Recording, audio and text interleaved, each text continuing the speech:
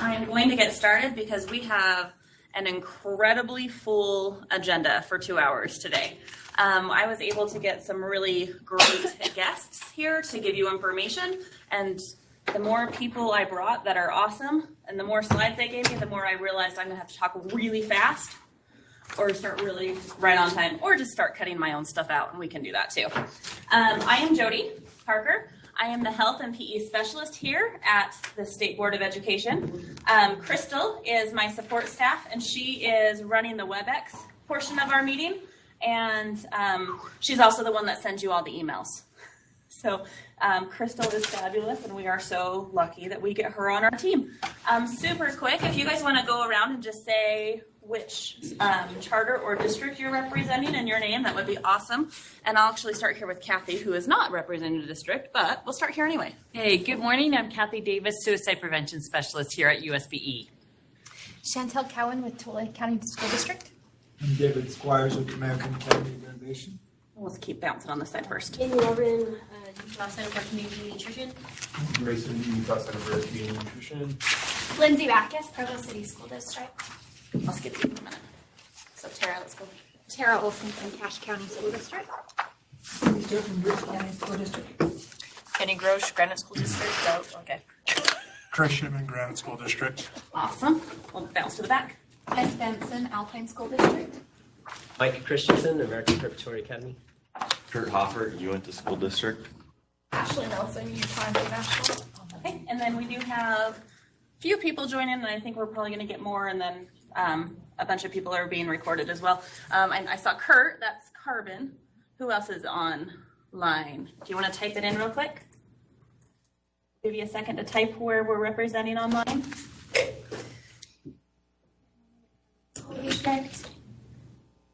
Kurt with Carbon. I saw his name earlier. I was staring at his mug while I was setting up, so I knew Kurt was with us.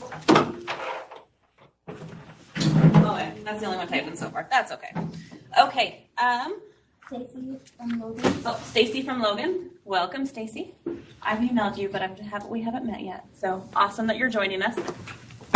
So, okay, we will jump in. We have Troy Nordic, who how many of you also are over your driver ed programs in your LEAs? Oh, no one in here? Wow, that's usually like half the room. Okay, well, Troy Nordic was our driver ed specialist. Some of you, I think, worked with him just because he helped with so many of our conferences. He has gone back to the classroom, so we have a new specialist, and I thought this would be a great opportunity for Audra to say hello real quick.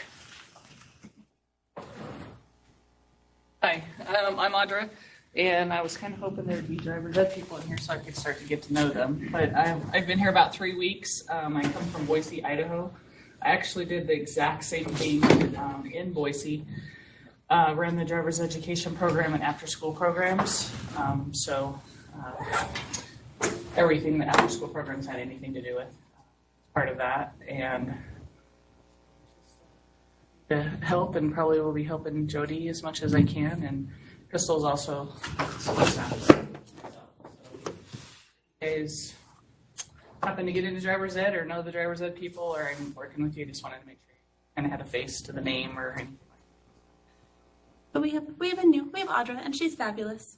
She has to share a cubby with me, so she is like we share a little cubicle farm up there. Fabulous. So she has to listen to everything I say all day. So we have to be really nice. It's nice meeting you. Thanks, Audra. Yep. Okay, so here's the rest of your schedule, and if you picked up an agenda, then you already have it in front of you. I'm going to go over a botnet update real quick. Normally we would have our substance abuse prevention specialist do that. He is unavailable today. They're doing another round of training, so he's doing that today. And actually, Rhett is moved to a new position. He's going to be doing safety, so they're hiring a new substance abuse prevention person.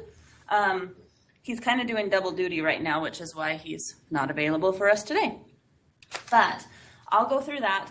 Kathy will go over some suicide prevention things for your LEAs. We have Mark Watterson, who's just coming in for American Heart Association. He'll talk about some CPR and e-cigarette information for you. We have the Crush Diabetes and Team Thrive from the University of Utah Nutrition Program. And I think there's 3 of them here for you today. Sorry, I didn't know which people were coming, so I didn't put your names. And then I'll go over very quickly some health standards implementation. We have new guidelines for yoga and strength training. You could have picked up the physical copies if you wanted, but they'll be emailed. Then I'm going to very quickly talk about the SHAPE National Conference, and then we have a recess guidance that I would like a little bit of feedback, and that's it. So we're going to try to go through as quickly as possible. Stop me if you have questions, though. Okay, so with Botvan, Botvan came to us in about 2 years ago now. So this is our second year. This is our second school year with it. And it came with alcohol amendments. The legislative session, they wanted to have an evidence-based underage drinking program. We needed to select the program that met the requirements that the legislation set. So we opened up a process, RFI or RFP process, and we allowed people to bid.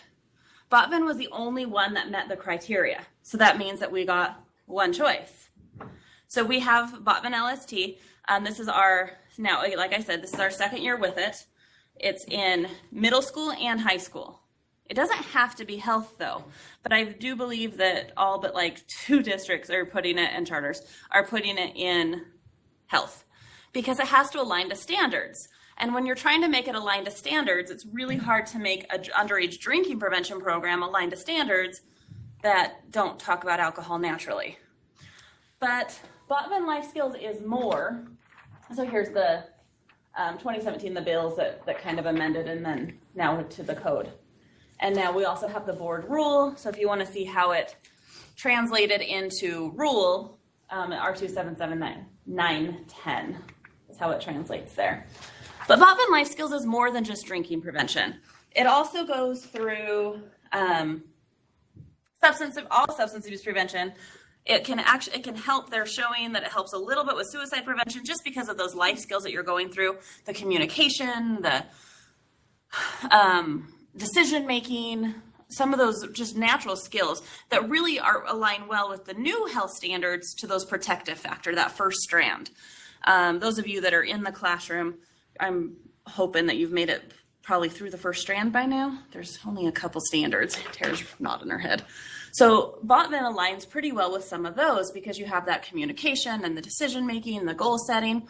All of those have Botvan lessons. Well, we put protective factors in the health standards because it does help with other health risks later. Suicide would be one of those. There's bully prevention, social skills, healthy relationships. So this program really focuses on behavior change and skills practice. Teachers do need to be trained before they teach the Botvan life skill. So far in Utah, we've had 750 trained teachers. That's a lot of teachers. There's a new module and I sent this out a couple days ago because I had finally everything to send you. I didn't want to send you all the new updates with Botvan in little tiny pieces. I wanted to send it in a big chunk, so I was kind of waiting for everything. But they've added in, with the tobacco sections of Botvan, they've added in how to teach the e-cigarettes and vaping. So now that's added in because we know that our students are more likely to start vaping than start a cigarette. And we know that because the data supports that. We know that's what they're doing. So the Botvan Health Connection is a resource for educators in Utah that are using the LST program. It doesn't replace lessons, it enhances them. And I know I sent you guys all that information. At the bottom of the really long email, it showed you kind of the page that you'd kind of put in to enhance those lessons. And so that was at the end of that email. If you need that resent, shoot me an email and I'll resend it to you directly if you didn't get it. Okay? That's really hard to read. I'm sorry. So with the vaping, it didn't look that horrible on my screen. I apologize. So review the lessons in your manual. You'll add in the new lessons, just kind of do enhancements, and then you can integrate what you need and how you need to. are there questions about the Botvan LST program? Yeah. So in April, we clarified, I'm going to use the F word, the fidelity, and what that actually means. Yeah. And so we said it has to be taught every 5 days. five 5 class periods. class periods. Okay. And it can be So if you're taught. an AB, Okay. right? So if you're an AB schedule and you taught it on Tuesday, you don't teach it Thursday, you don't teach it Monday, Wednesday, Friday, you teach it again the next Tuesday. So that's over a week, but that's 5 class periods. Yes. Yes, it's you could do it weekly still. So if you were on block and you did it Tuesday, then you could do it again on Monday or Wednesday or Friday if you wanted. You could also do it 5 days in a row. So you could go Tuesday, Thursday, Monday, Wednesday, Friday. Because if those lessons aligned well and that's how you wanted to do it, you could do it that way. But the minimum is every 5 class periods. That's the minimum. And you know that you can still have your own teaching style. You don't have to stand up there with the book like a robot. That's been my biggest complaint of feedback, is that the lessons are boring. Well, then don't make them boring. And I know that's easier said. I'm not the one teaching it. I'm not in the classroom anymore. But however you make your lessons fabulous, the way you do them, do the same thing. You just have a different piece of curriculum that you're being fabulous with. You can still be amazing. You can take pieces of it and make it your warm-up. Take the last part and make it the exit ticket. I don't know, whatever word you want to use. Have the kids out of their desks doing the role play scenarios that are in there. You don't have to be boring. So Kurt asks, teachers need to be teaching the Botvan material every 5 class periods, right? Correct. Every 5 class periods. That's the minimum. You can be closer together than that. So if you wanted to be every week still, or if you want to go every other day, you can be more. But the minimum is every 5 class periods. Okay. Anything else in Botvan? Okay. We are going to Kathy. Here's your. Oh, thank you so much. And the video should work, but I don't know if you need to go to the actual. I think for the sake of time, I won't play the videos. I'll just tell them that they're I put them available. on the same slide. Oh, that's great. Well, good morning, everybody. Monday morning. Isn't this fun? So my name is Kathy Davis, and I am the suicide prevention specialist. And I always love to collaborate with Jody, because I used to be anatomy and physiology teacher, health occupations, biology teacher for 20 years. So this curricula is so important to me. So safe and healthy schools is one of the major priorities of the state board right now that we create. And so mental and emotional health in the health standards absolutely supports that. So thank you for all that you do. And this is just kind of an extension of how we're wanting to create positive environments, healthy relationships, healthy bodies, and a mental and emotional well-being. So just so you understand, this is 2017 data from Sharp Survey. We just got back the 2019 Sharp Survey data.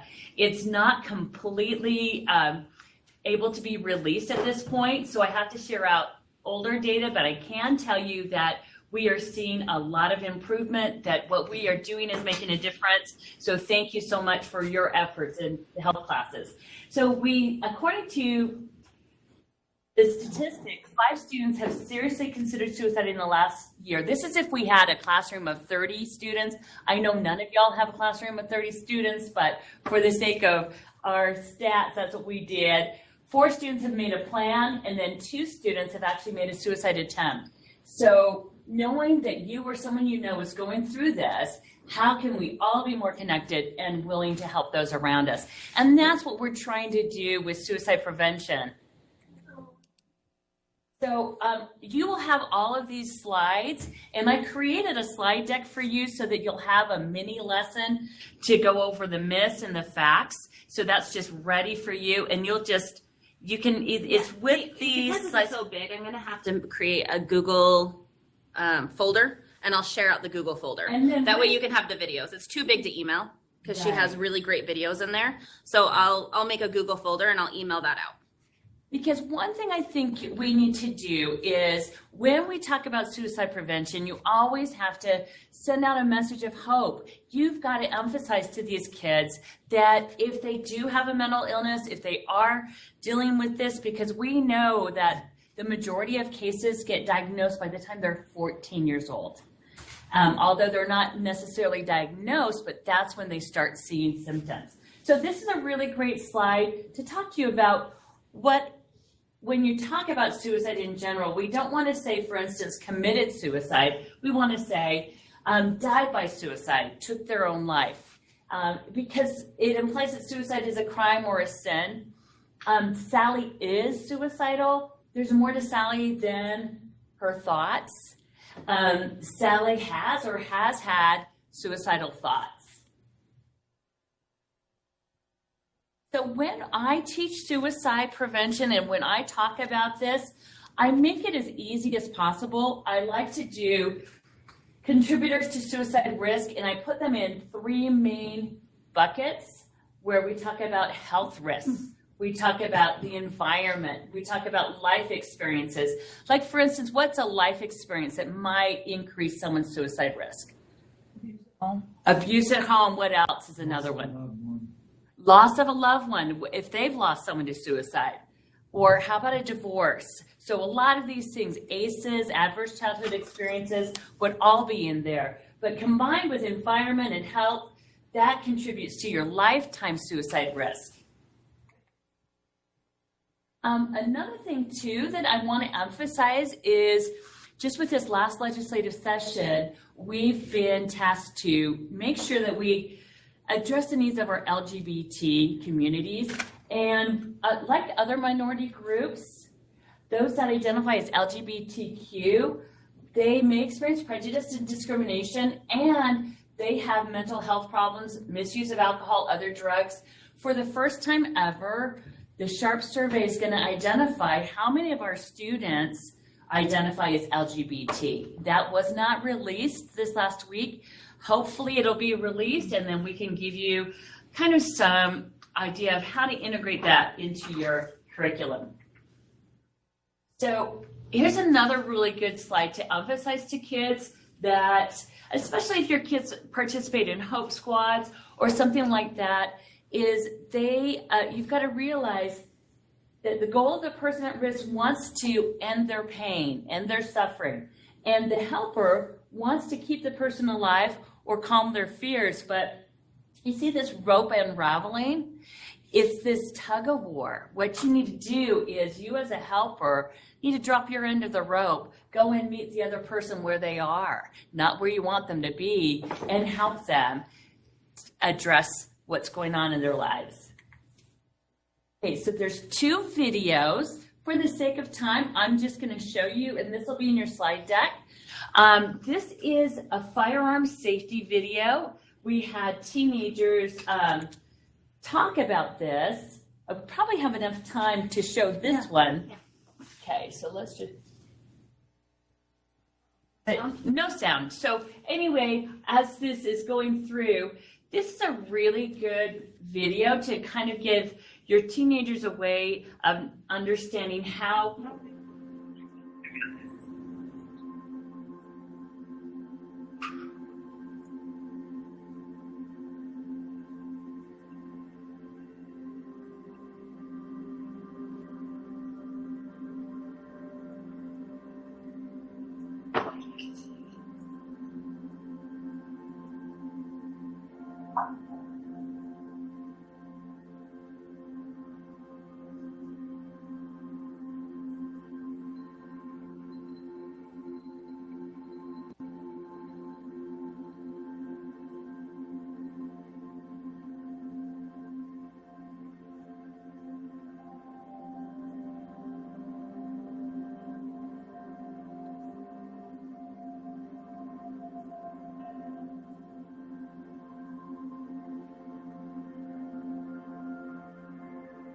And this is part of our Is Your Safety On campaign.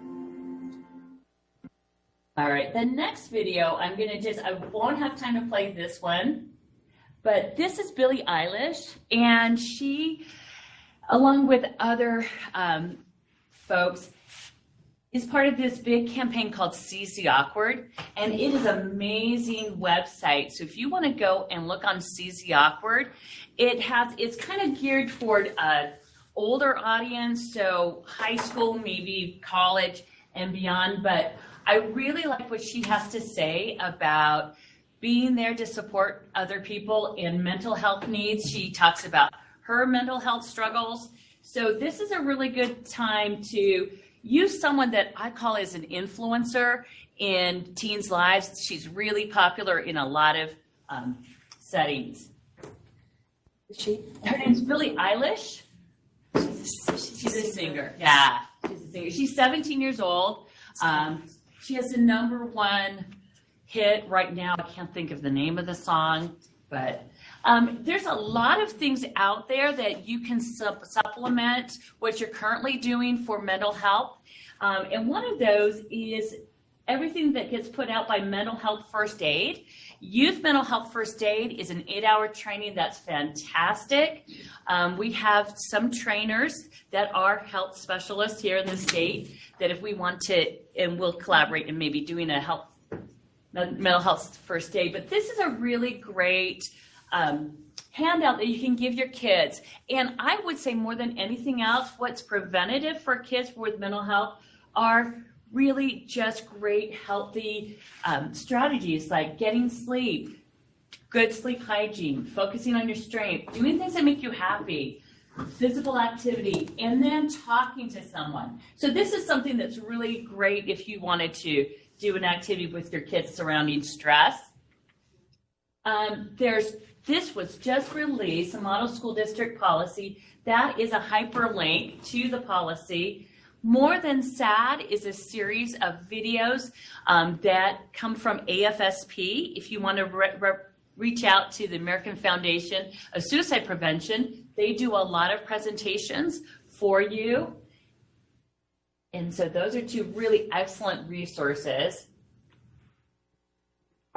And then this is also, I meant to print these out for you. This just came out, and I'll send this link to you. It's hyperlinks right there too. But this is an amazing handout that talks about what are your obligations as a high school teacher. Key steps to reduce suicide risk among your students. So you just, first and foremost, kind of know what your boundaries are, know what you can and can't do. Can you ask a student if they're suicidal within the law here in Utah? Is that something you can do? Absolutely. If you are talking to somebody and they give you suspicion that they may be suicidal, you can ask them directly that question. You have to follow up with parents, obviously. This is a really great way to talk about safe messaging, especially when it comes to a suicide death. Suicide has multiple causes. It's not just one cause. So emphasize that with your kids. Have a hope-filled message that treatment does work.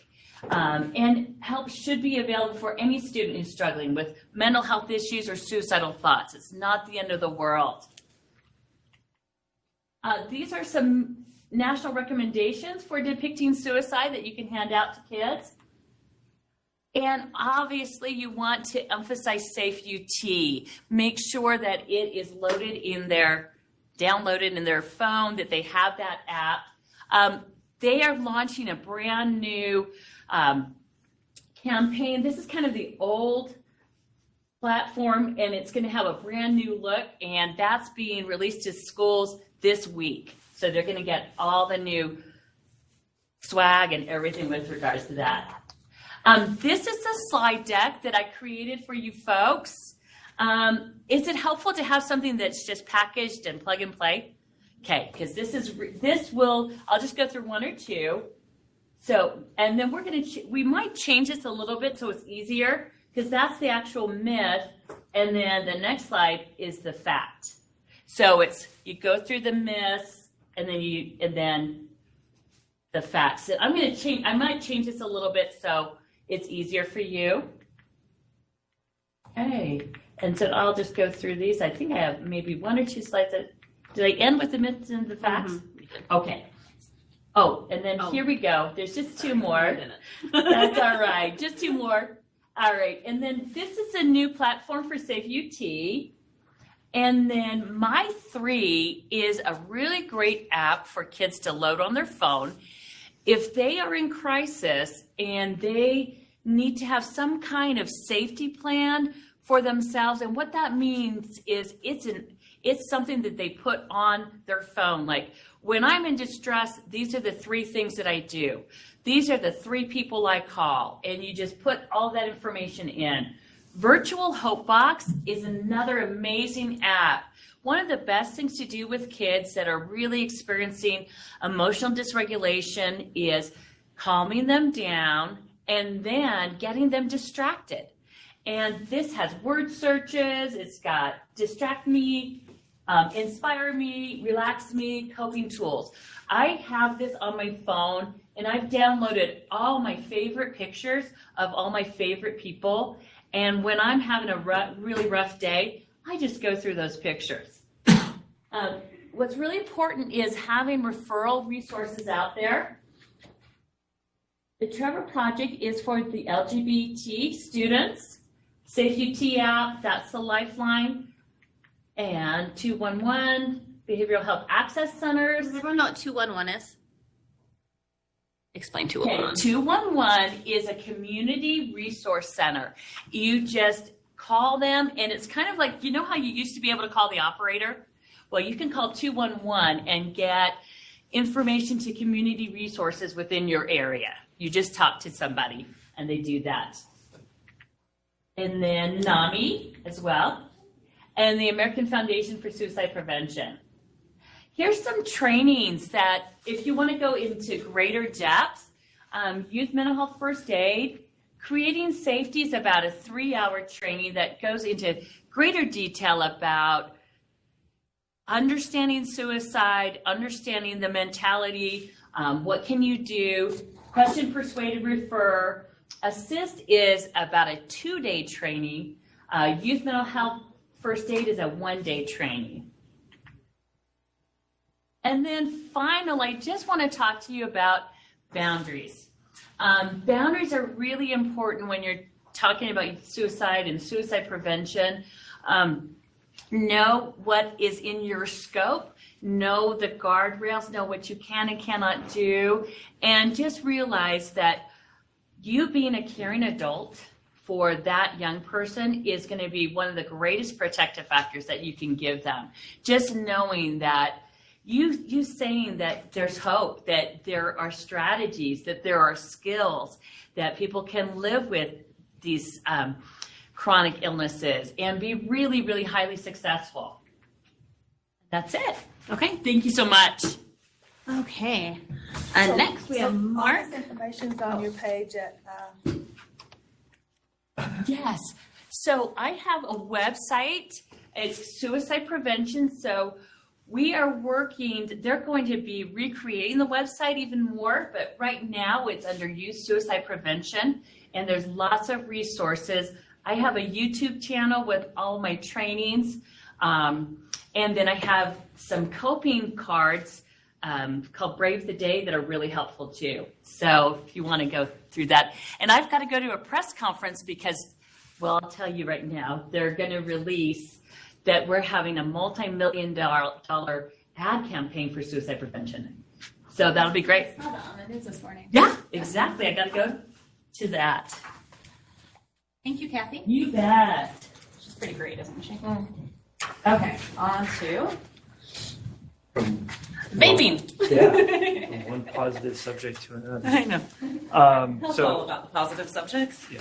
I'm Mark Larson. I work for the American Heart Association, and Jody asked if I would come in just and give a brief update. He also helped write the health standards.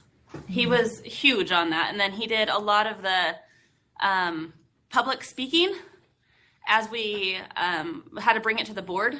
He lasted throughout the whole 8-hour committee meeting, Maybe, and then the and 7 then another 4 hours for the full board. Full board was 4. It felt longer than 4. It felt like 4 days. But Mark is great, and with his kind of connections with American Heart Association and then the governor's office, he really has been an awesome voice for pro health. So we appreciate him. And appreciate everything that you guys do. So I have a few slides. I want to make sure that I don't get you guys bogged down in time.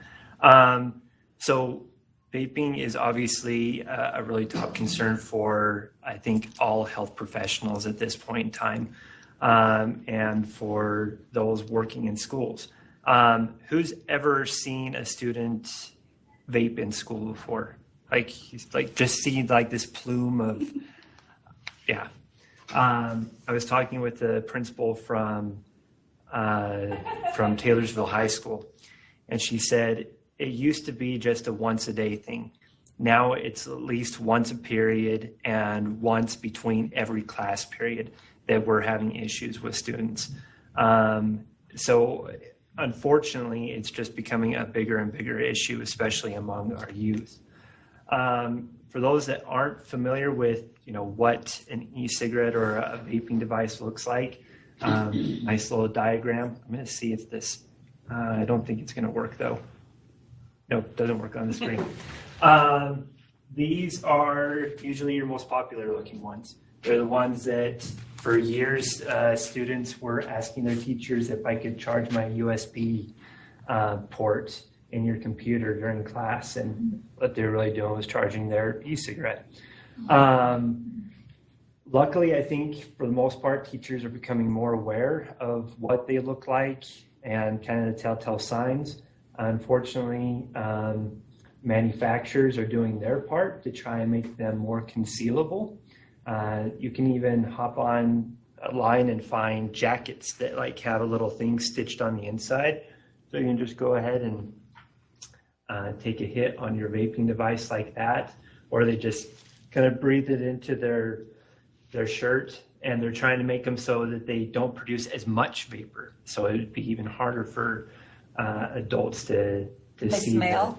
Huh? Do they have a smell like nicotine? They smell delicious. And that's the biggest problem that we have, is that there's over, I think, 5,000 different flavors of e-cigarettes.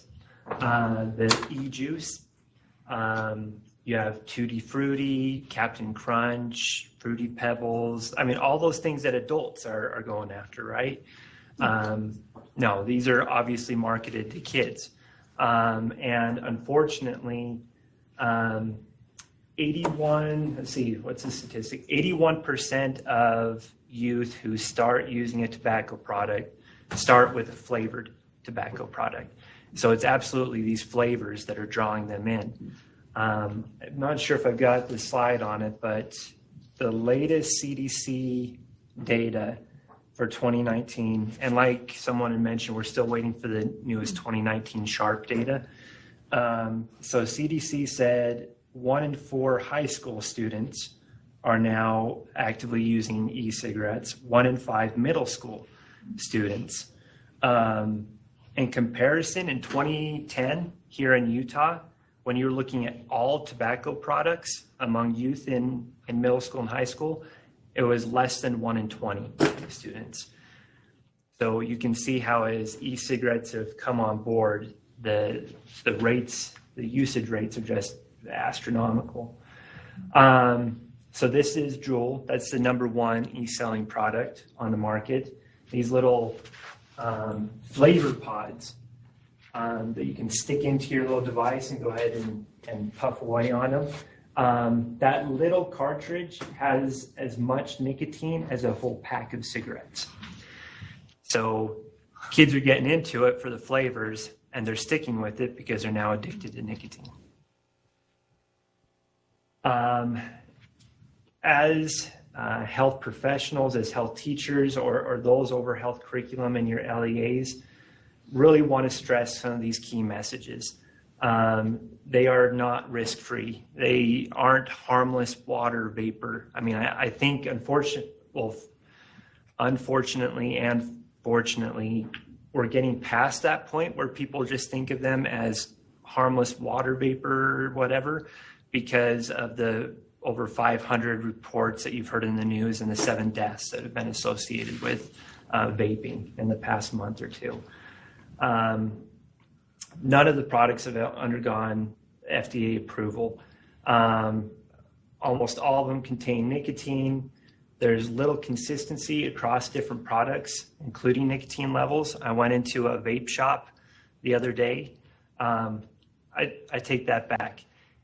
It's a vape shop masquerading as a general retailer because they sell clothes and food in there too, even though all their walls have vape products on them. So they get to claim that they're just a general retailer and can set up anywhere they want. That's something we're working at a state level to try and fix. But they've got varying amounts of nicotine in all the different products as well. We've known for years that nicotine is very harmful to brain development in young people. So even if what you're hearing in the news is all associated with lung problems, we know that nicotine hijacks the teenage brain and is very detrimental to their how their brain processes things and makes a difference for them growing up as well. And we highlighted that in the middle school health standards under substance abuse prevention with the negative effects on brain development with use of, and we called out nicotine, alcohol, and then other substances would be everything else, right? But we definitely said nicotine on purpose so that we weren't saying cigarettes. We said nicotine. One thing that you'll also hear is that, well, I'm just using this to quit smoking. Manufacturers have had the opportunity for years to go through an FDA approval to be approved for a cessation device. They've chosen not to. So they're not a proven method for quitting smoking.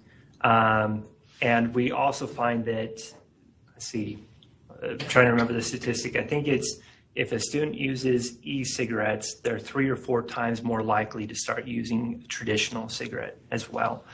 So what we're seeing is this renormalizing of smoking behavior. You know, we talked about that statistic in 2010. There's less than 1 in 20 students who are using a tobacco product, and now we're 1 in 4, 1 in 5.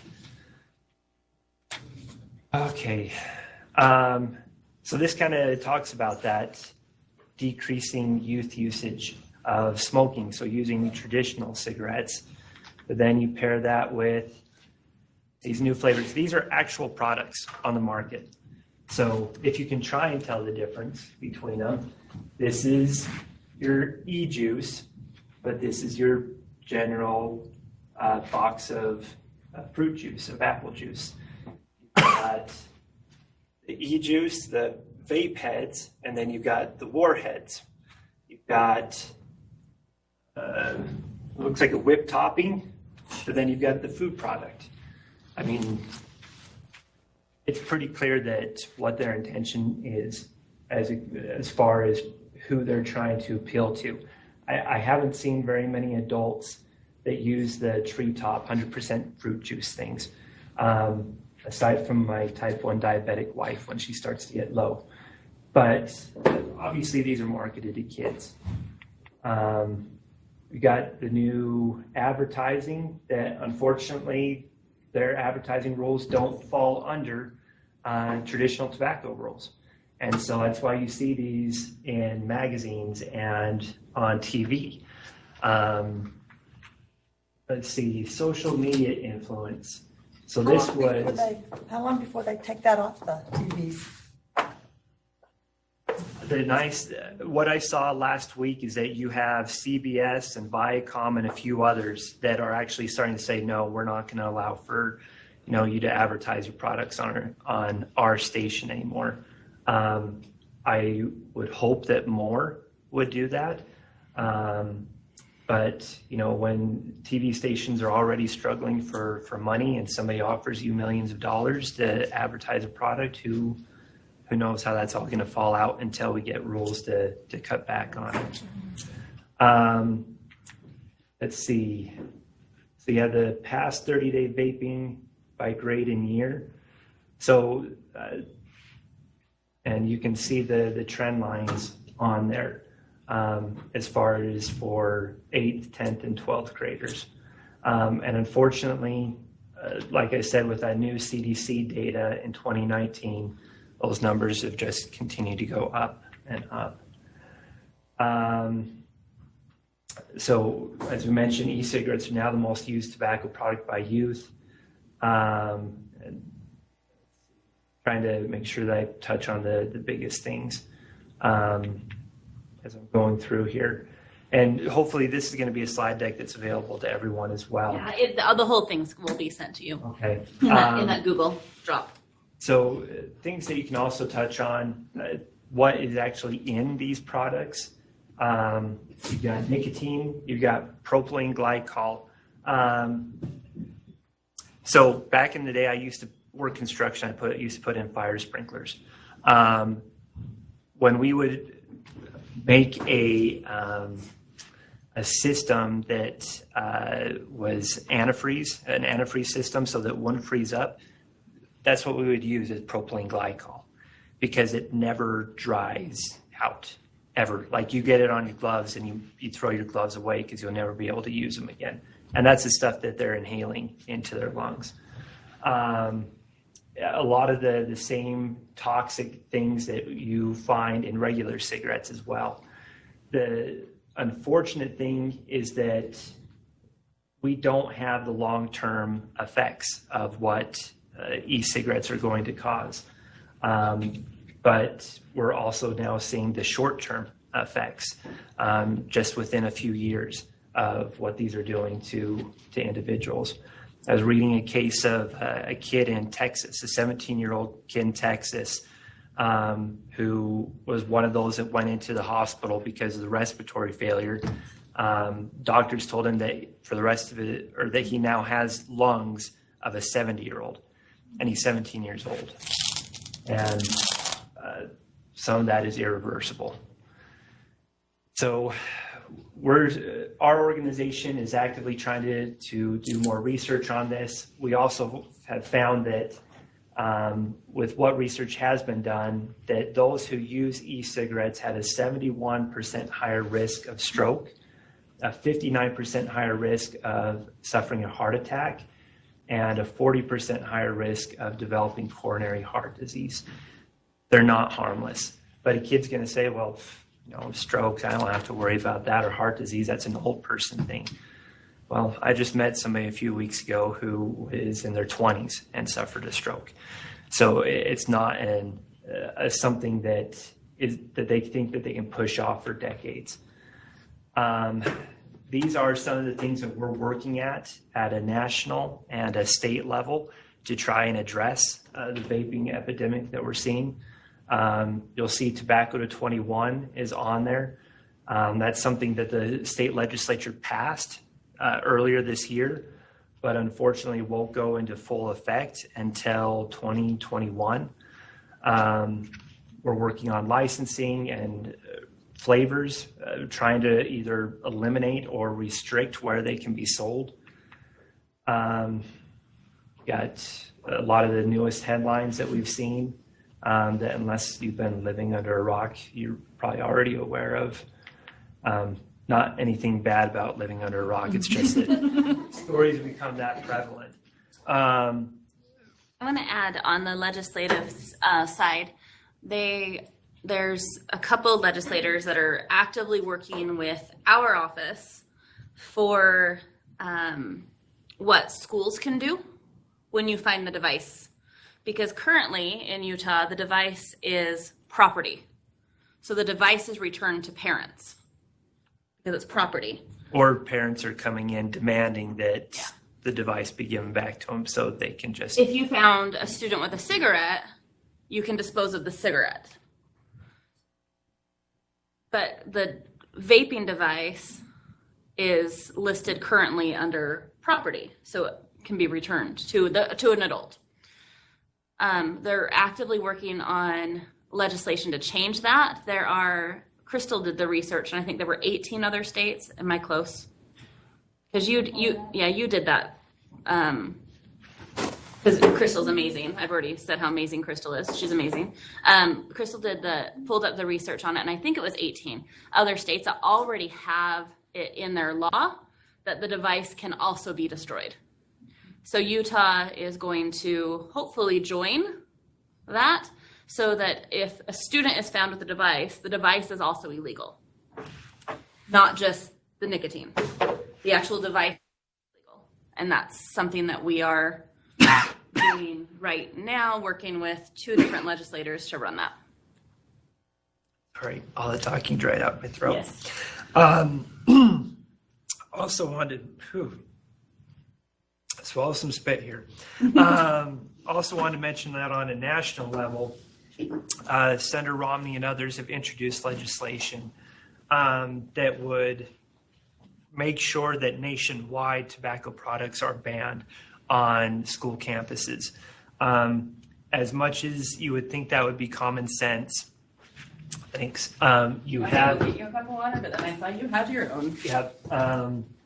You have like Virginia, where it's okay for you to have tobacco products on middle school or high school campus. So really trying to make that statewide. Thanks, and my apologies. Let's see. The other thing that we're doing is we're actively working on trying to develop resources. So we've been, as they come to us, we've been sharing them with Jody to be able to upload onto the resources page under the new health standards stuff. So we've got infographics and others things that you'd be able to share with parents and with students. That's it for the e-cigarette stuff. Well, one thing that I do have is we've got a quick and easy way, if any of you are interested, to send a message to your lawmakers, letting them know that, hey, this is something that we're concerned about, that we're seeing in our schools. You know, would love for you to, we really want you guys to do something about this during the legislative session. If that's something that you're interested in, I can pass around this iPad, and literally you just have to put in your name and address so that we get it to your specific lawmaker where you live, and it'll send a message right off to them. So if that's okay, I might pass that around. Any questions on e-cigarette stuff?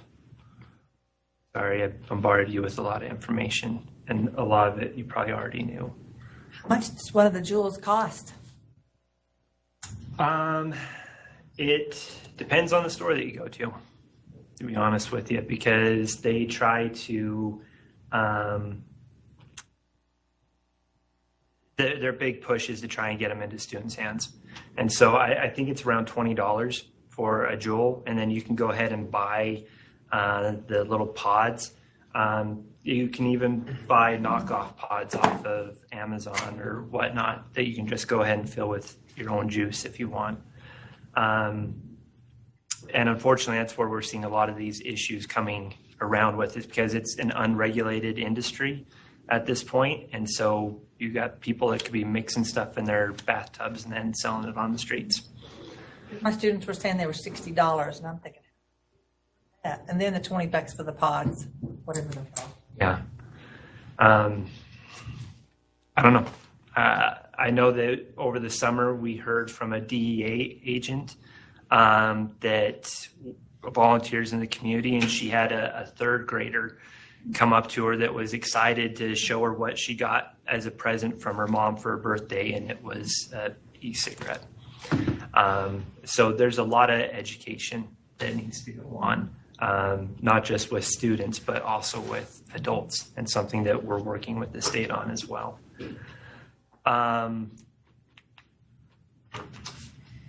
Really quick, also have the CPR stuff, and Jody's much more knowledgeable about the rollout of this and can answer specific questions, but wanted to make sure that the LEAs were aware of the funding that is available for your individual schools to be able to do the CPR training. I believe there's also going to be some funding available to purchase the kits. Yeah, we're going to do another kit grant So some of you that have been with us for years, you know that about a year and a half ago, we did a big push to get kits in your schools. We're going to do it again. So if any of you are like, hey, you know what, only a couple of our schools participated, we want to get more kits in more schools, we're going to do that again. You don't have to get the ones with the 10. If you don't want those, because maybe you're also using those kits for certifications, and so you want the actual mannequin that does the certification, you can do that. But you find the kit, you purchase the kit, we reimburse it with the CPR grant money. So we're doing that again as soon as our money comes through, which is going to go through at the next board meeting in October, which means the funds will be available after that. Lindsay? I was just going to ask, what does the kit entail? But you just described it. Yeah, it's so we'll give you ideas. I mean, I can give you American Heart Association's. They have the CPR kits in schools flyer that tells you like choices of kits you can get. But I know that there was, when we did the last one a year and a half ago, there's like a ring right here with my echo of my voice. It's kind of weird. One of the LEAs chose to do a Red Cross kit because it had the meter on it that did the depth. And the speed. Or Yeah, it had the meter, and they chose to do that one instead. You can do that. It will be a competitive grant where the training is a guaranteed grant, right? We'll pay for every 10th grade or health 2. If you do it 9th grade, that's fine. But we pay for every 10th grade student, health 2 student. We're in like a weird place, Jess. We pay for every student to get that training. We reimburse your district or charter $6 per student to be trained. The grant for the kits, we have an amount of money. And so it'll be competitive in that when the money is spoken for, it's gone. Because we have that much money. And then we actually have even a little bit more that we want to team up with health science, the CTE class health science, because in high school, a lot of the health science classes are also the health 2 class.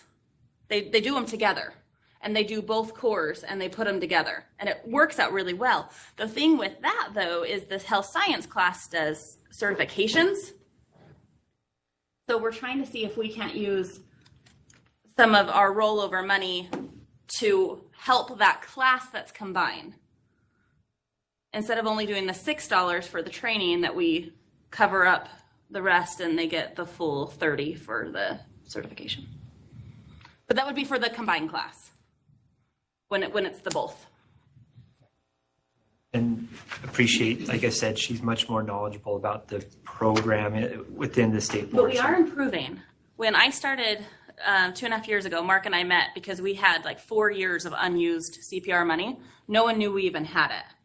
And now we're down to only like 1.5 years extra money. So we've done really well at getting you all to use the money and we know it works. When people are trained in CPR, we know it saves lives. Last year, we had a student in Alpine District that used their training that they received in high school. They were at Thanksgiving Point with their parent. They saw a person collapse, and they used their training and did CPR. We know it works. And that was just last school year. So it works. We know this program is working. It is saving lives. And what is more important than that? It's an amazing opportunity to teach children. Now I feel old. To teach. To teach. They're 16. That's children, right? To teach high school students a life-saving skill. For those that have or could see the slides, the statistics are staggering when it comes to the survival rates for people who have a cardiac arrest outside of the hospital. You've got less than a 10% chance of survival. But if somebody's able to jump in and start doing CPR, it doubles or triples that person's chance of survival.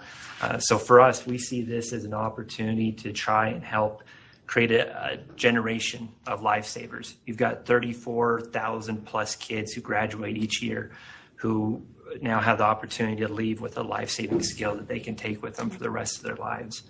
Let's see, and I think that was it. Yeah. So unless you guys have any questions, Appreciate letting me come in and share this stuff today. Okay, thank you, Mark. And let's go to University of Utah Nutrition. Hey, thanks for having us. Come up. So my name is Sarah Elizabeth. I'm the Associate Director of the University of Utah Center for Community Nutrition. And Jody Parker is one of our great partners. Come on up. Come on up. Jody's on our advisory board, right? And our executive director, I'll let my colleagues introduce themselves. Our executive director helped with the new health standards and was providing. Dr. Meadows wrote a lot of our nutrition standards. Yeah. For our new standards, so she was amazing. She wrote great letters also in support of passing the new standards. So it's always nice when we get university partners helping us. Yeah, we're fans. I'm a fan. Yeah, that's why I have the great privilege of working with Dr. And you also came and helped with the core guides. I did. And got and helped with bringing those resources in. So when we're teaching the standards and we're using the core guides, the nutrition ones also came from this group. So yeah. I'm Paul Grayson. And Amy Lever and I are on Team Thrive. So we not only helped with the course materials, but we have a program that we run for nutrition. Excellent. Can I get a sense of, and for those online, hi there, who's a middle school and who's high school?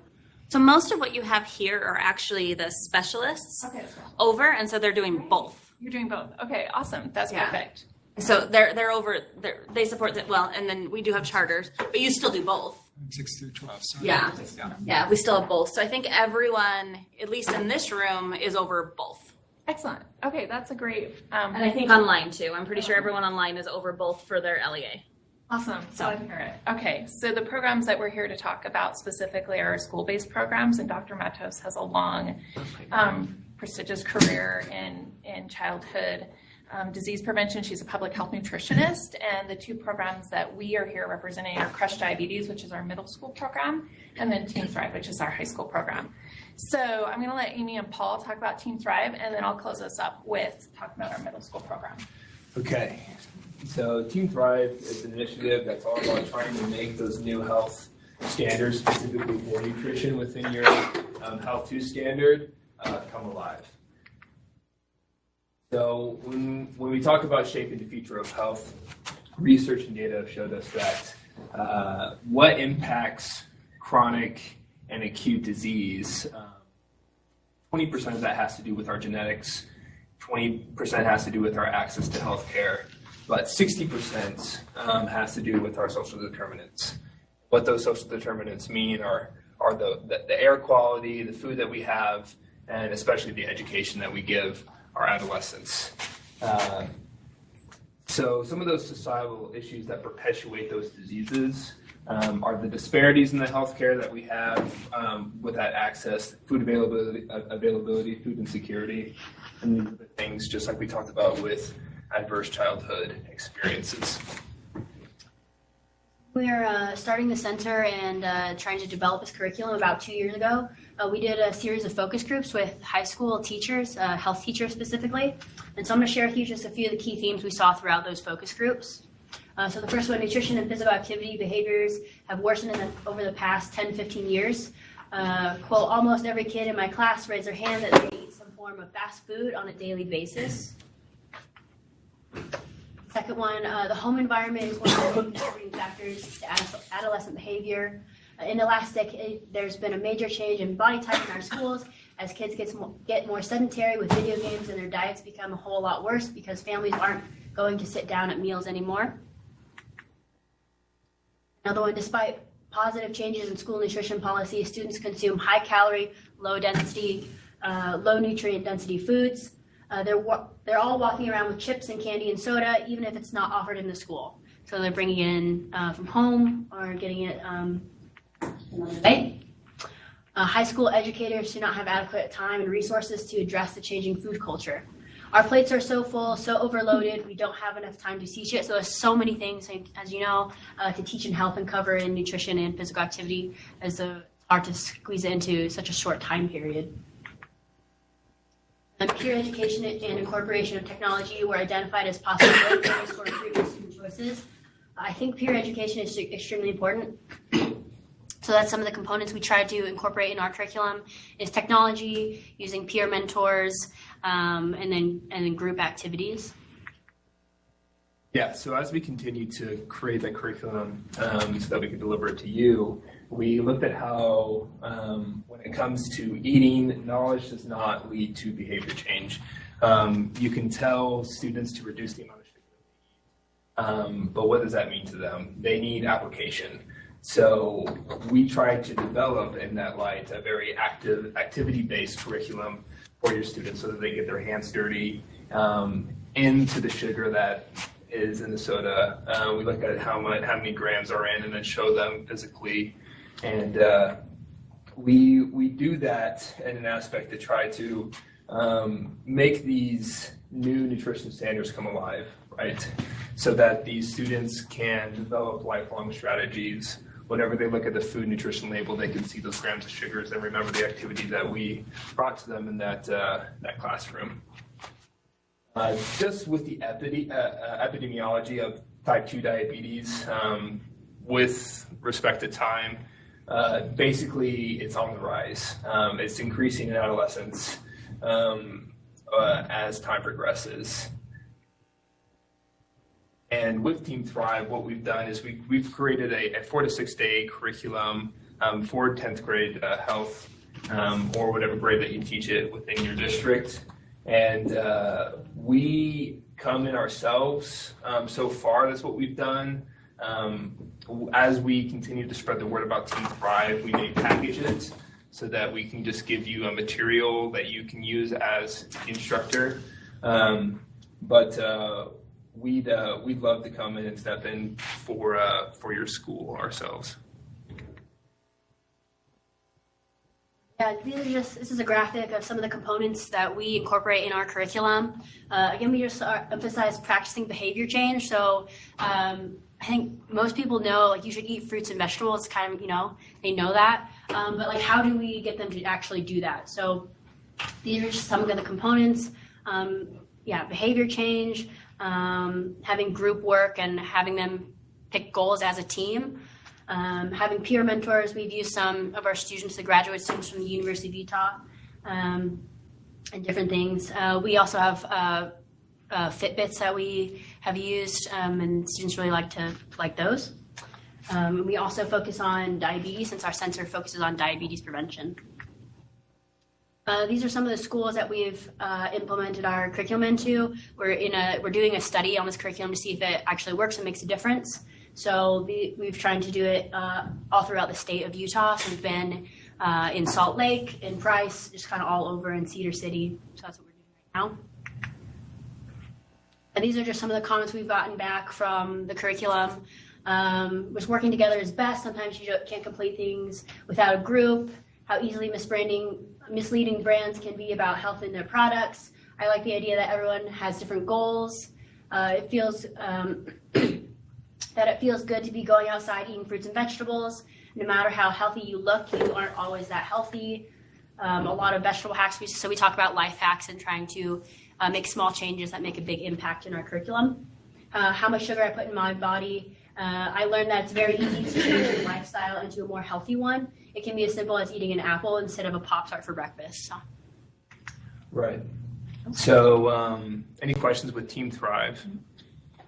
Okay, we have contact information. So afterwards, please come up to us. We'll leave contact cards as well. And for those people that are phoning in, you can contact us through Paul, Paul.Grayson, Grayson, at utah.edu. I think it was an online question. That answered half of it. The other part is, how long is the unit? So as you know, as health teachers, you have those standards to cover. Nutrition can sometimes take between a week to 2 weeks, and we can try and mold to your need. So the unit that we've created kind of runs as a 6-day curriculum, but if you want us to come in for 3 days, we'll change it up for you. So, but it aligns to the new standards as well. Yeah. So you wouldn't be adding in days of No. curriculum We would of be instruction. covering It covers standards. Yes. Okay. You Yes. do middle school too, or just high school? So we're Sarah Elizabeth is actually going to be talking about our middle school program. We're primarily high school, so yeah. exactly. Yes. Will you repeat your contact information? Sure. It's paul.grayson@utah.edu. Was the contact on the first slide? I don't believe it was. No. Our names are on there. Okay, Yeah. so we'll make sure that we include that in the email when we send the PowerPoint in the Google Drive. I'll add, because I can edit your slide. Perfect. I will add the contact to the slides. Thank you. So when it's sent out, hopefully this afternoon, we will add in contacts. Mm-hmm. Okay. Anything else? No. Okay. Thank you. So one thing I do want to mention is that Team Thrive and Crush Diabetes are both brought to you free of charge. So the curriculum doesn't have a cost to the school or to the classroom budget, which is not based on my own private philanthropy. Actually, I'm not bringing that to you, nor is Dr. Metos. It is generous sponsorship provided by the Larry H. and Gail Miller Family Foundation as part of a large grant called Driving Out Diabetes. And there's different aspects to that grant, not only education around childhood prevention, but also there's research going on and there's clinical care going on. And so it's a really big initiative right now because the prevalence rates of diabetes are so high, and prevention is this area in which the funding is really dedicated, which is a big deal because a lot of money doesn't get put towards prevention, but thanks to the Miller family and their commitment to eliminating diabetes and the health issues that come along with that, we're able to get out into the community and provide curriculums for free. So my program that I oversee, Crystal. You need a clicker. oh, no, I don't have any slides. Oh, okay. I'm just going to freestyle for y'all. My program is called Crush Diabetes, and it was developed by Dr. Metos in partnership with a local filmmaker named Jenny McKenzie.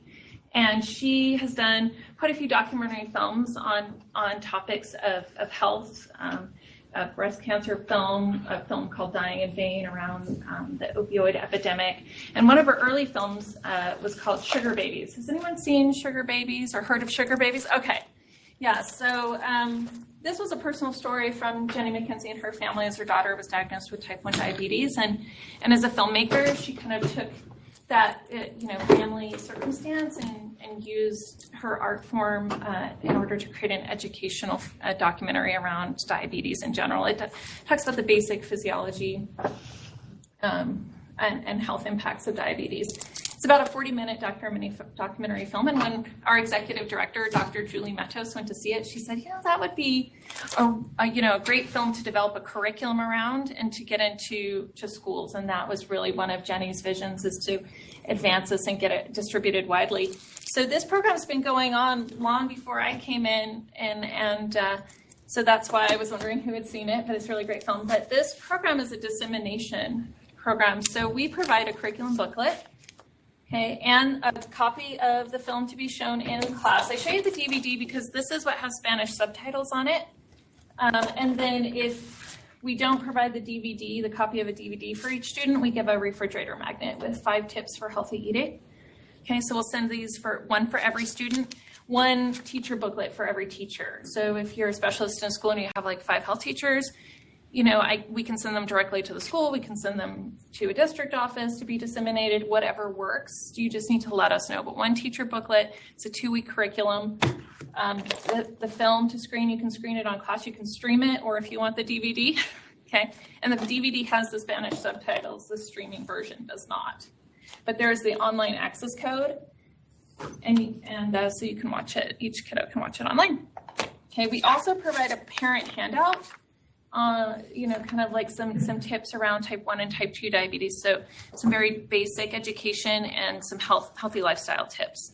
So basically our target is every middle school in Utah, every middle school in Idaho, and every middle school in Arizona. Over the last 19 months, we've partnered with 86 schools and have given out 21,000 magnets across 2 states. This year we're expanding into Arizona. So it's available, it's free. Just contact us. We will send you all of the materials to your school, and you can use it in any of your sections that you would like. Now, it does, to Jody's earlier point, meet the core competencies around diabetes and obesity. So, using that curriculum. And also sometimes it's just nice to have a film day. It's a 40-minute film, so it's designed to be used in class. So have the movie day, use the curriculum. And then also you can participate every year, because as teachers cycle through their classes, we will send you the materials every year. This is my 3rd year doing it. And so I have partnerships with lots of teachers, and I send them the materials. I even had a teacher in Idaho go to Spokane and was like, can I still get the materials for my class in Spokane? I'm like, sure. Now I can count Washington State too. 4 states. So any questions about that? Okay, and for those online, I sent the materials, a picture of what it looks like. Like I said, no cost. Contact us. We'll get them out right away. And I have cards, or Jody, you can just add my contact information to the slides. Okay. Yeah. Great. Yeah, I'll just create a contact at the end of your slide deck, and I'll just add a contact page at the end. So thank you. Okay, you're back to me. All of our commercials are over. It's back to me. Okay, commercials. I have fun commercials though. Aren't my commercials great? My commercials are great. Okay. So health standards implementation. Are you guys so sick of hearing about health standards? Because it's been the entire time that I've been here. We do have an infographic though. So this is cool. You guys could have picked this up. I worked with our graphic designer here in our office, and she did one for health and PE. And she's doing them for all of our core subjects, but we wanted health out quickly because it's new. So what this infographic is it's kind of an advertisement of what is new to health. What are some of the key things that we're talking about? So we put the 6 strands in there. We put some data down at the bottom of why does this even matter? Why do we want to teach health? So we put a little bit of data, and this data came from our YRBS surveys. So SHARP, profiles, that's where this came from. So this is real student data. And then we also put our health triangle in here. One of our teachers designed this for us that was on the writing committee. But really, we want to talk about how you can't have total health and wellness if you don't have all 3 parts of your triangle. You need good social health, mental, emotional health, and physical health to have total health and wellness. And that really ought to be our kind of key message when we're teaching each of those standards. So it doesn't matter if we're talking about nutrition, doesn't matter if we're talking about mental health, doesn't matter if we're talking about disease prevention. We need all 3. Our goal this year is our pilot year. Just kind of a quick raise a hand survey. How many of your schools are using the new standards this year? Okay, cool. Next year is when we need to be using them, K-6, and I know that's our challenge, middle school and high school. So every single grade, in middle school it's only 1 grade, in high school it's only 1, but K-6, and then our middle school health and our high school health, everyone needs to be using the new standards by 2020, 2021. Because we have vertical alignment now. Our old standards never had vertical alignment. You could teach the class independently and it wouldn't matter that they never heard it before. Now it matters. It matters a lot. Middle school doesn't teach food groups because elementary does.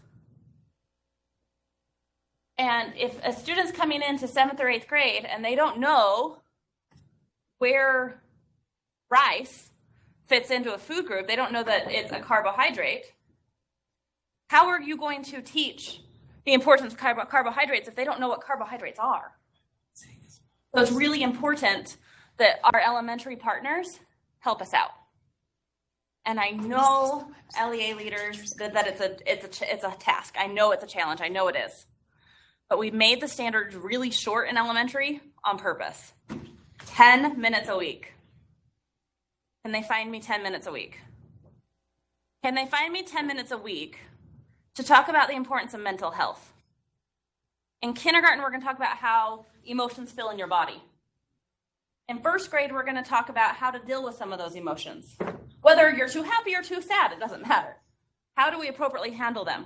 Because by 5th grade, we're going to talk about how to help others. And by 6th grade, for the first time, we're going to talk about suicide prevention and where to go to for help. Because in the state of Utah, we have 6th graders that are killing themselves. What if we saved one? Just one. What if teaching them starting in kindergarten saved one of these 12-year-olds from taking their own life? Can we find 10 minutes a week? If it means saving a life, can we find 10 minutes a week? I think we can. And that's going to be my big push. We can save these kids. Gotta find me some time. And I know the time's there. I know it is. And maybe we need to be that harsh with our elementary administrators, because we are really, truly talking about saving lives. And I know I'm preaching to the choir here. We have 6 strands, and they're the same strands in every grade, and we try to stay in order. Well, the strands always stay in order, but we try to stay in order with the standards within the strands. So if we're going to talk about, let's go safety disease. Our safety standard is always the first one in that strand. The last one is always our disease. So it's always in the same order. So if we go middle health 1, health 2, we talk about CPR and first aid first. We talk about internet safety next. Then we talk about our disease prevention after that. It's always in the same order. So when you're bouncing from grade to grade, you can very easily see where it aligns from previous to you and after you. I just kind of said all this, but we're allowing for the progression of our health concepts. It allows for less standards in each grade. So instead of having over 100 standards to teach, we have 20 to 30, depending on the grade. Because the other grades helped you. We don't need to teach 119 standards in high school. 30. 36, but 36. A lot better in a semester or trimester, right? By the end of health 2, so by the end of high school, because this is their last health class, very likely they will never have another health class. They are going to learn the skills. This isn't just knowledge facts. This is skills. These are behaviors that they need to establish a healthy and safe lifestyle to enhance behaviors to resist unhealthy choices throughout their lifespan. We want to teach kids how to be healthy for their whole life, not just the semester they're in our class. I've already kind of talked about the triangle a little bit, but this was developed by our teachers. So this is ours. If you want to use this, I have it as a JPEG. I am happy to email it directly to you. I know there's some Davis County schools specifically that have created posters, and they have big posters hanging in their classrooms of this. So if that's something that your LEA is interested in, I am more than happy to send you the JPEG, and it's yours. There is no copyright. We didn't find it off of Google. We made this. This is ours. So we created core guides to help you. And we're actually have been spending the last 2 weeks. There's been some awesome publicity about what we're giving you guys. We've changed this up again. And the new version should be online here in the next week or so. I have 1 strand left in middle school and high school. I haven't done the protective factor one yet. I've hired 2 teachers to add some actual lesson plans. So I'm kind of waiting on that to put them all out. But these are your standards. These are the exact standards. Here are some activities. These activities came from teachers. I went around the state this year, and I went to, 12 locations? Something like that. And I went around the state, and I asked teachers to help me write these guides. So the teachers wrote these. I didn't. These activities came right from our amazing teachers. Our resources came from American Heart Association, University of Utah's Nutrition Program, Primary Children's did a lot of them, Utah Department of Health did a whole chunk, and then the Division of Mental Health and Substance Abuse Prevention. They provided our resources for us. They found really good sources. So if you don't know how to develop a personal safety plan, that does. This will tell you how to do that. If you're not sure what common childhood injuries are, because you're a 4th grade teacher, right? You didn't take a health class. This can. This will tell you. So you already sent that out to us? Yes, this is online. Online at US. Yep, so schools.utah.gov/CURR/health. The tab is called Utah Standards for Core Standards for Health Education. I think it's called Core Standards. The tab's Core Standards. And then at the bottom of that page, it says Core Guides, and there's one of these for every grade. So here's where we're heading. Our new direction with these still has all the same information. Nothing on this changes, except for this column here is now going to be across the bottom, and next to First Aid Saves Lives is going to be a description of what you're going to find at that website. It'll also tell you who produces it. Some of you are giggling because I think you're understanding what I'm... So if you're not sure who is backing NetSmart, I'll tell you. So that's on there. But it'll give a description of where that resource takes you, what information you're going to find there, and if it's funded by another source. Okay? But I have Health 1 and Health 2 almost done. I'm just waiting to get a little more, I don't have to keep redoing things. I spent all summer doing them, and now I've spent the last 2 weeks redoing them. Description? The big job. Was this your job description? I don't have a job description. I have a job title. The description changes constantly. Yes. But, and the hope is, so this is the 4th grade one. The idea is here that we're not asking the teachers to reinvent a wheel. We're giving them some sources so that they don't have to spend hours planning a lesson. They can come here and go, oh, I can do that quickly. And if they're like, oh, I don't know what the food groups are, we have a resource that will tell them what that is. And a lot of the time, those resources lead to very simple lesson plans, especially in elementary. Okay, so this summer was to help inform teachers of the new standards. I went to all the different locations of, 10. I went to 10 places, but then I've also done online things. The fall is when we start to teach curriculum. We have resources, we have curriculum maps going. So this is what you guys are doing. You're creating curriculum maps, you're selecting new curriculum. Okay? Some of you are already teaching it, and that's great.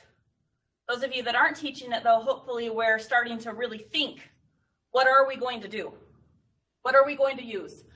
By the spring of 2020, so this next spring, we're going to do more professional learning around the standards with the teachers so that they're ready. We're going to start registering our teachers for a summer PL. This USBE is going to do our professional learning series a little different. We're going to go, all core subjects are going to be together. And we're going to go to like our regional training centers and have a week series, or 3 days or 4 days, depends on where we are and how many teachers there are.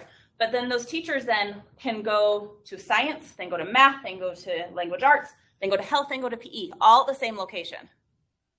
So these series are for all teachers, and they're going to be during the summer. But in the spring is when we're going to start signing up for these different locations. So instead of how we've done it before with a conference in February, where we have one location, we'll have one closer to you. So all of your teachers will be able to come and get the information that will be at that location. Okay. And that's something our new director, Jennifer Thronston, is in the works of creating, these professional learning series. But again, it will be every subject is at one location. And that came from our district and charters. They didn't want all of these different events happening throughout the school year where we're constantly pulling different teachers out of the classrooms. Let's have one location for a whole region with all teachers, and then during the summer, so we're not pulling you out of classrooms.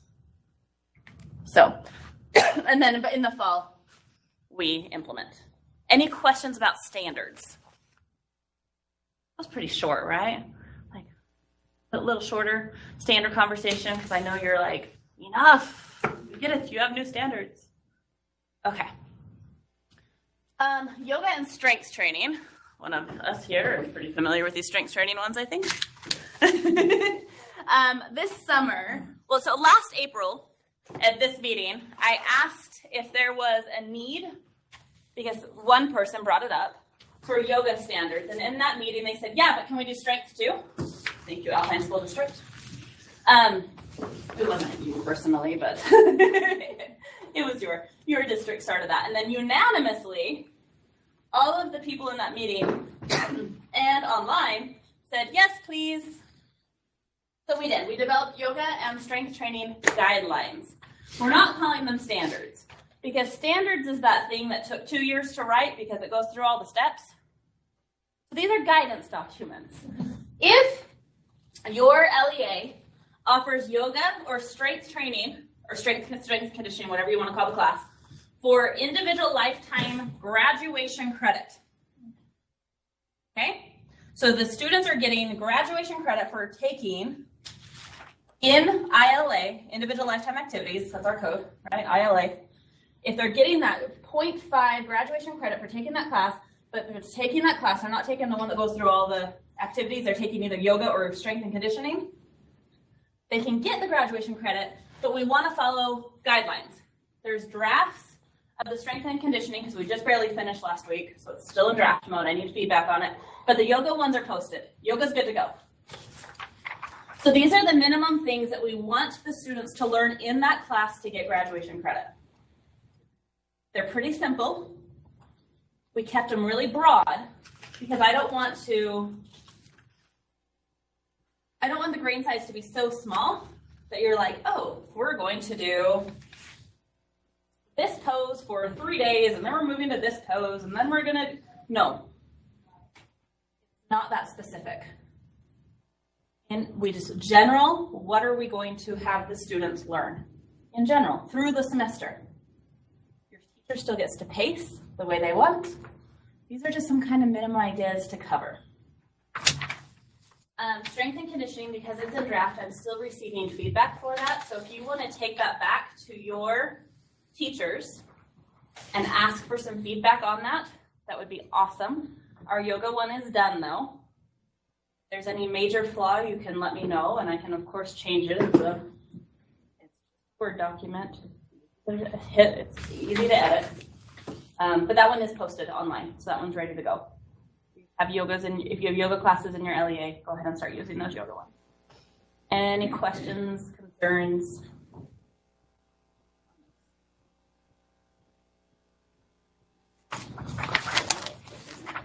Awesome. Okay. Oh, I heard it online. Cody, my connection got lost for about a minute after Team Thrive got done talking about nutrition. I did not get their contact info. Oh, okay. Okay, I'm sending the contact info for Team Thrive on, I'm gonna add a slide on the back of the PowerPoint that I'll send out this afternoon. So you'll get all of the contact information for Team Thrive sometime this afternoon. Also, where can we get the yoga guidelines? Were those emailed on Friday? Okay. Yoga and strength training should have been emailed to you on Friday. So the email where you got the link to this WebEx, there were attachments, and yoga and strength training were both attached to that. But yoga is also on the PE site. So schools.utah.gov/CURR/PE. And you can find the yoga ones under core standards. Tab for core standards. Other questions? Okay, so this one's exciting. We have a national convention. So SHAPE is the one really big organization for health and PE teachers. And it is coming to Utah. The national convention is coming to Utah this spring. So another reason why we're not doing our own is that SHAPE Utah can't partner to put on a conference when the national conference is coming. because all of their resources obviously are going towards hosting the national conference. It will be April 21st through the 25th at the Salt Palace Convention Center. So this is during the week. I believe it's a Tuesday through Saturday, I think is how those dates line up. We really want to get our teachers there. And I know that's a big ask. I went to Tampa this last April, and Tampa brought Florida. There were so many teachers there, and they're all sporting their school polos. I mean, it was awesome, and the energy of the classroom teachers is amazing. We definitely want to do the same thing for Utah. We want our classroom teachers there. You also want your teachers there, because the amount of professional learning that your teachers can do from the different breakout sessions is pretty great. How many of you have ever been to a SHAPE? 2 of you? 3, 4? Okay. So instead of me talking, what? It's awesome. I mean, we went to Nashville 2 years ago, and the amount of stuff that you can go to is kind of mind-boggling. There's so many breakouts and cool ideas that people are doing, and we took a lot of that for our school. We just went as a high school staff, and we're still using, and we changed out a lot of stuff with what we learned there. It's awesome. Jess? I think it's the same thing. You come back energized, back with so many ideas that you used for a long time. The biggest factor is debriefing and getting that information out to them. Mark? Now that I'm thinking back, I didn't attend a national one. I think it was a local one. And Jenny? Been going for a long time, and it's just the best way in one place to get all the new and different ideas to bring back to teachers. Yeah. David? We don't get any continuing education. Is the state open to giving us continuing education? So you'll always be able to count that on for your relicensure, always. As far as like USB credits, we don't have anything set up for that. I don't know if we've had in the past where Utah State will, if you put in, Utah State's been really great. And so we're missing a few of our awesome district specialists right now because they're attending the SHAPE National Convention meeting right now because they're part of SHAPE Utah. So this afternoon, or well, sometime in the next few days, they'll be giving me more information to send out because they are there right now. That meeting's taking place over this one. So that's where I think we'll know a lot more about getting like university credits. And I know Utah State's been really great to partner with SHAPE Utah in the past to get those credits. And you always have to like fill out some kind of, right, and like get signatures, or you like write something about what you attended and which days, and then so you have an assignment in order to get those credits. And then you usually pay a little bit of money to get the credits. But it goes through Utah State, not our office. Allie? Do we have, because it's a very expensive conference. It is. Do we have any opportunities for funding or application for? So currently, I don't have anything. It may, stay tuned. Okay. So currently, no. I know SHAPE Utah did have a few scholarships that I believe they've already selected for those people. I'm not sure on that exactly, but I'm currently no. It's like $500 or $600. It's if you want to go the whole week, and then even just like a day is like $200 or $300. Well, it also depends on your membership. So if you do a SHAPE membership, that changes the price as well. And then the membership for the year does get I get emails all the time with mine. That gets you the journals, the Joford and the journal. They have really great lessons and articles, but then they'll also get you to on their page where you get to use like the HECAT and the PCAT, the evaluation tools. So when you're a member, you get to use all those tools that are all, because of your membership, they're free to you. Your membership pays for those tools. And you really do get quite a bit out of your memberships, but then that also lowers. So you said 500 or 600. My conference last year was 360, and I was there the whole week. But they don't have the price yet for the Salt Lake one. That's part of what the meeting is. Just got posted.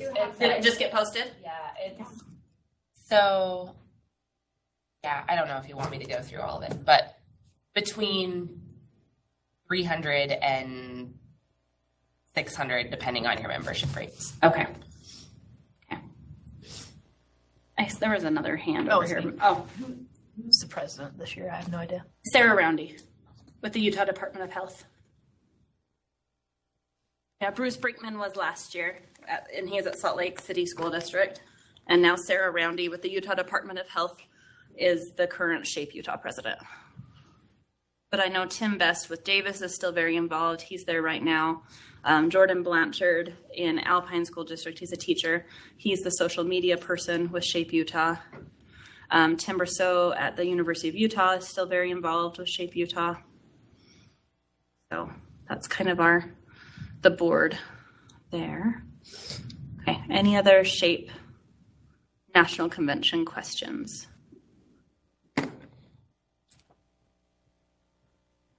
Teachers need to go to the Shape Expo for all of those days in April, or can they just go to a day or two and get enough info by just going a day or two?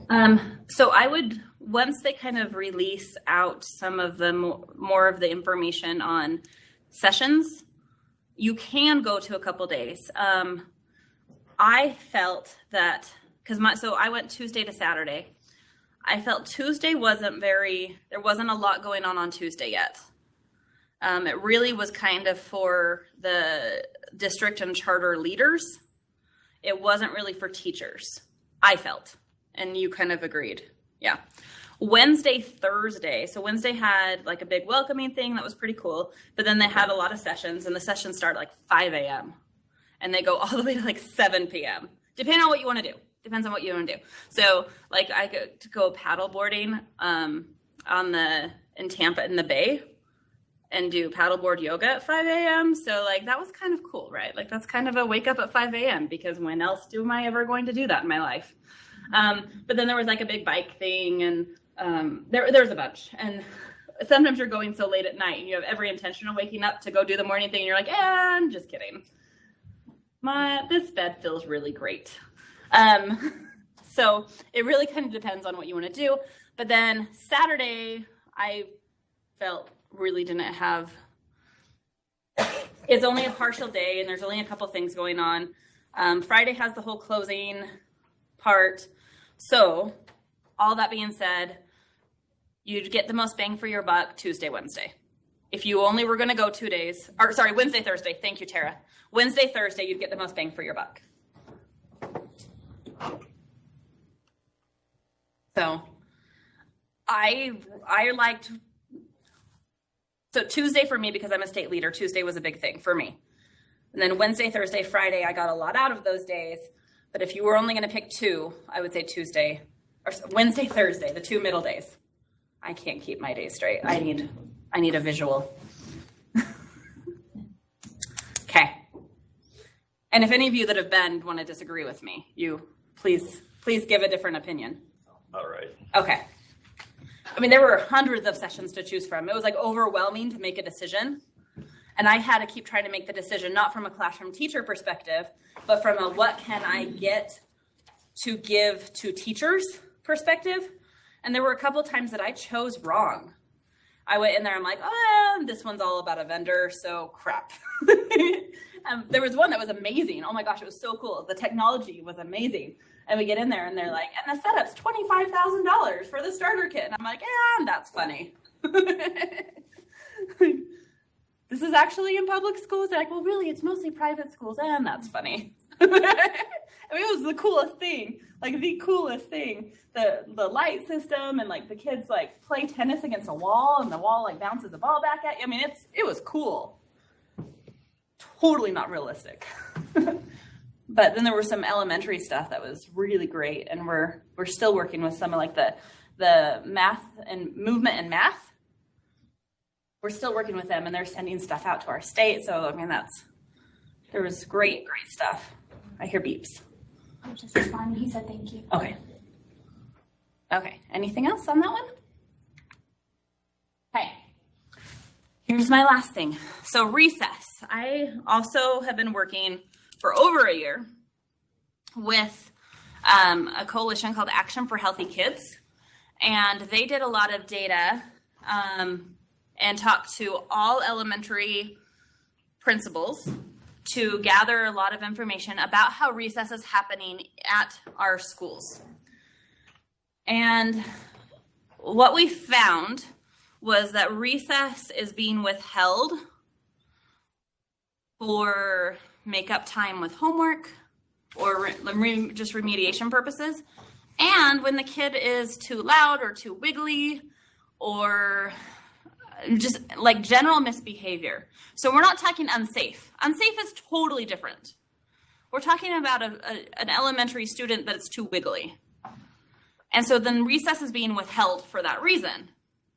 And I see heads shaking. So I think some of you are like, well, that seems kind of counterproductive. And it is. The research 100% supports that more recess improves behavior and academics.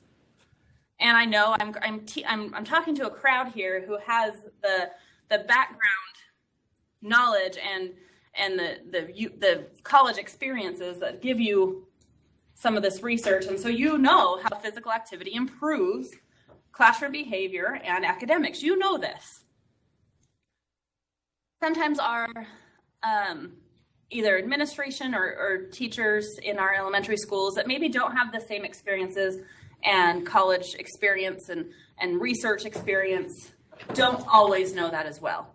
So recess then becomes the weapon. And it shouldn't be like that. And we actually have a rule. I didn't put it on here, but I have it ready to go. I want to say it's 419. R277, I want to say it's 419. I might be wrong on that. But there is a rule that actually says that recess can count as instructional time. And this is something that not everyone knows. Lunch is not instructional time. Recess is. So I think that's really important. So when we're talking about a school needing to schedule, what? Can I ask a clarifying question? Yes. Just sending kids out to play is not. No, but sending kids out to do a specified activity. Doesn't even need to be specified. Okay, just needs to be supervised by a teacher? Yep, so it has to be supervised by a staff. Okay. And then there should be structured choices. Okay. But it doesn't mean they're leading them through it. Okay. They just have to have something set up for them. So whether they're using someone like Playworks, that would work, or you have recess staff that has stations for choice, that would count. But it doesn't have to be, okay, fourth grade, we are all going to play basketball today. It doesn't have to be that. It can be choice.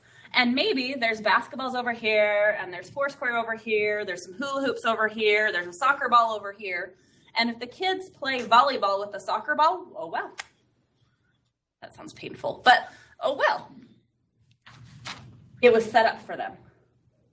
And if they made up their own game with the hula hoops, fabulous. That's great. As long as the play is safe, of course. So at the beginning of this, I said that we don't withhold recess for behavior. That obviously changes if there's an unsafe behavior. But it doesn't mean we have to completely remove recess either. Maybe the students that don't participate safely with others, maybe they have a very structured recess. So they have a very specific thing that they can do, but they can still move because the movement still helps them too. The movement is still important for them, but maybe their movement is more structured than the other students that are doing very well with more play. Excuse me. So So I've been working with, I said actually Proudly Kids, but then board member Earl, who is in Region 1, which is North. So she covers Cache, Logan, Morgan. I guess Box Elder would be part of her region as well. Rich, I think I covered them all. I'm thinking. She's not Weaver, but she covers Morgan. It's this weird little dip. She has now taken this recess guidance document and she's bringing it to the board in November. The board will hear about this document, but what this document has, we have copies of it. Did we have copies of recess out there? Okay. I don't know. You guys had a ton of copies. I forgot which ones you had. But the sections on our background definitions, FAQs, best practice, USB, model policy, exemplar policies, a resource, and resource for more information. I sent this out to elementary principals, and I have a lot of feedback. A couple of them are grammatical. Allie was one of our reviewers as well, and she had some grammatical changes that I think that they're not on this yet. So the version that you see doesn't have any of the changes yet because this is no longer my document. This is now board member Earl's document. So I have to give her the feedback and she'll make the call what changes to make and which not. But if any of you have any, if you as you're looking through this is way unrealistic, which by the way, no elementary administrators have said that to me yet. I had a couple that had a few questions about it. The scheduling part especially, they had some questions about the recess before lunch, but nobody has said this is terrible, which I was actually really prepared for, like, yeah, right, stop telling us what to do. But I didn't get that. I was 100% prepared for elementary principals to go, no. But they didn't.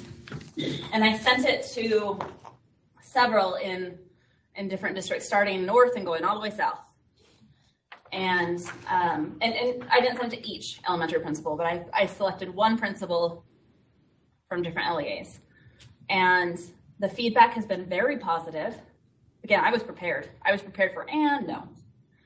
But what I got was this is really great guidance, and they loved the links. There's hyperlinks on there. They loved those. That was their favorite part. They liked the model policy. So there was great feedback. And again, the only questions have been about scheduling and time. So I meet back with board member Earl tomorrow to give her the feedback. So this is my last opportunity to kind of get things from any of you that are looking at it and going, why do we do this? Lindsay. I couldn't find on here where you talked about recess could count as instructional time. Is it in this document? I think that it's in the new. Okay, because Yeah. if it's not, those are buzzwords for right for administrators, and I think that would definitely help sell it. So You're quick. Will you look up R277419? Just Google bar it. R277-419 and see if I'm right.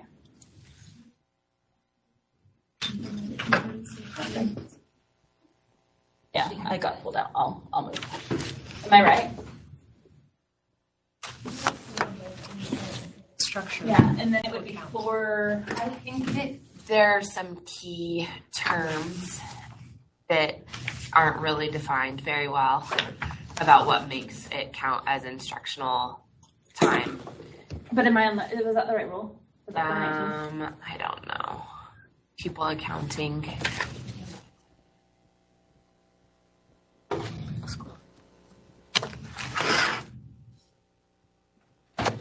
Or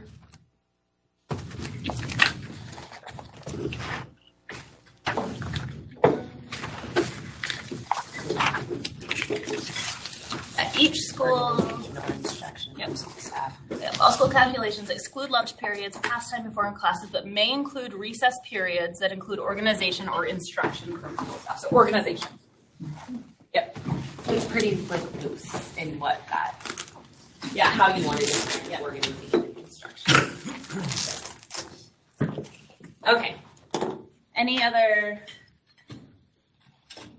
Lindsay, I think you're right. I think adding in the rule on that, which I have is in the notes. Yeah. For the feedback, adding in that rule, I think Well, I'm just thinking Is about powerful. sharing. I have the opportunity to go to my principal's meetings Yeah. each month, and I can share this with them along with all the resources. And I know PlayWorks is in some of our elementary schools and supporting them, but I would love it to be in every elementary school. That'd be great. Thank you. Even spelling it out more than just putting the rule on there would be very helpful. Yeah, I would add the whole line.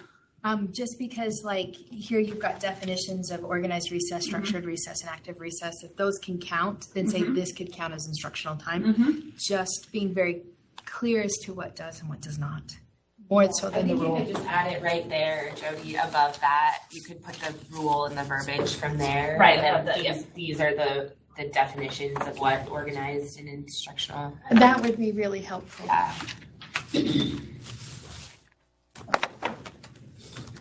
Anyone else? No? We had a packed agenda and we finished 7 minutes early. How about that? Woo, woo. Thank you guys so much for coming. Our next one is in April. So I'll be a little more proactive next time. Sorry, like in my brain, it was like this meeting's in October because it's always in October. And when I flipped the calendar and I was filling out my month, I'm like, wait, this is wrong. This can't be right. Oh, crap. So I will give you guys but it's after legislative session and it's in April and it will be here again. Okay, thank you. Have such a great day. Drive safe.